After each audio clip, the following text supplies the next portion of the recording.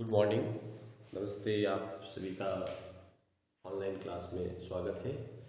हम ऑपरेटर्स को डिस्कस कर रहे थे और ऑपरेटर्स के अंदर हमने पहले अरिथमेटिक ऑपरेटर्स को पढ़ा है और हमने रिलेशनल ऑपरेटर को पढ़ा है। अब हम लॉजिकल ऑपरेटर्स को डिस्कस करेंगे, जो कौन कौन से होते हैं।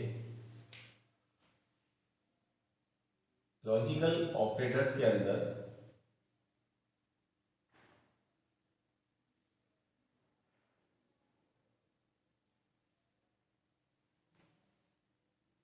एंड AND और नॉट, ये तीन लॉजिकल ऑपरेटर्स हैं, एंड और नॉट।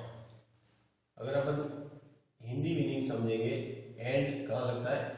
और के स्थान पर। और कहाँ लगता है? या के स्थान पर। नॉट कहाँ लगता है? नहीं के स्थान पर। एंड और नॉट, अगर एंड का प्रयोग करेंगे इट मीन्स और, अगर हम और का प्रयोग करेंगे इट मीन्स या ये, और अगर हम नॉट का प्रयोग करेंगे इट मीन्स नहीं।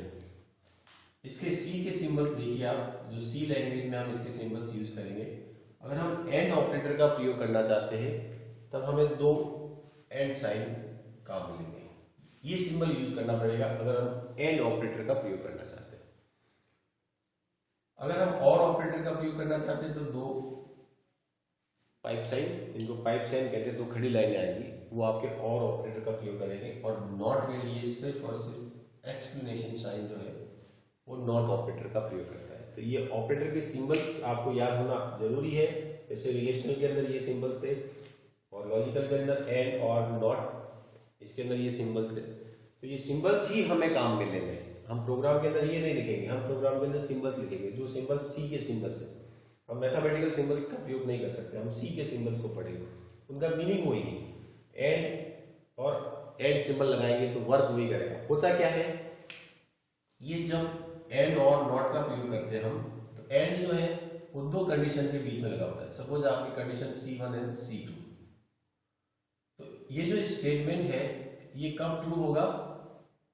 जब आपकी C1 भी ट्रू होगी और C2 भी ट्रू होगी, तब ये स्टेटमेंट आपका क्या हो जाएगा?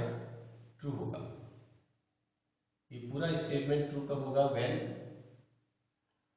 बोथ साइडेड कंडीशंस, एंड और जहां पर भी लगा हुआ है, यानी एंड जहां पर भी लगा हुआ है वहां लेफ्ट साइड भी और राइट साइड भी दोनों कंडीशन के ट्रू होने पर आपका स्टेटमेंट ट्रू होगा, अदरवाइज ट्रू नहीं होगा। जैसे अगर एक ट्रू है और एक फॉल्स है तो भी आपकी पूरी कंडीशन क्या हो जाएगी? ये ट्रू नहीं हो गया और फॉल्स हो जाएगी। इसलिए एंड के केस के अंदर दोनों कंडीशन का ट्रू होना कंपल्सरी है। और के अंदर अगर हमने C1 और C2 का प्रयोग किया है तो इट नॉट कंपल्सरी कि दोनों ही कंडीशन का ट्रू होना अनिवार्य है। अगर एक ट्रू है एक फॉल्स है तब भी रिजल्ट आपका ट्रू रहेगा। अगर ये फॉल्स है और ये ट्रू है तब भी रिजल्ट ट्रू रहेगा।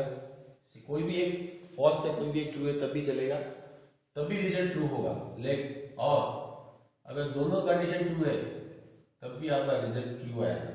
लेकिन दोनों कंडीशन फॉल्स होने के केस में आपका रिजल्ट फॉल्स आएगा, अदरवाइज 3 बार आपका रिजल्ट ट्रू हो सकता है।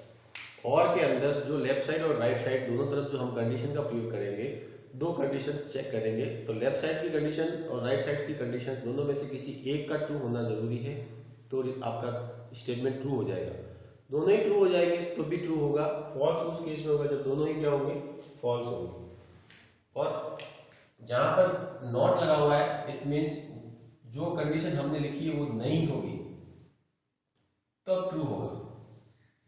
जैसे सपोज हमने लिखा है A not equal to 10, A not equal to 10, तो ये ध्यान रखना A जो है और सभी नंबर के बराबर है। A के अंदर 1 2 3 4 कोई भी नंबर हो सकता है, 112 102 1000 1 लाख, तो कोई भी नंबर होगा तब तक तो ट्रू है। लेकिन नॉट इक्वल टू 10, A जो है वो 10 के बराबर नहीं है। A के अंदर जैसे ही 10 आएगा कंडीशन फॉल्स हो जाएगी। जो हमने कंडीशन दी है वो होते ही कंडीशन फॉल्स हो जाती है। क्यों? क्योंकि ये स्टेटमेंट इसको इस तरीके से कहा जाएगा कि a not equal to 10, a जो है वो 10 के बराबर नहीं है, बाकी वो सबके बराबर है। आप उसके अंदर 1000, 300 कोई भी नंबर डालेंगे तो कंडीशन ट्रू आएगी, लेकिन जैसे ही उसके अंदर 10 इनपुट कर दिया तो कंडीशन फॉल्स हो जाएगी, because a not equal to 10। ठीक है, तो ये आपके लॉजिकल ऑपरेटर्स है और अपन कल इसकी एक्सरसाइज करेंगे। Thank you.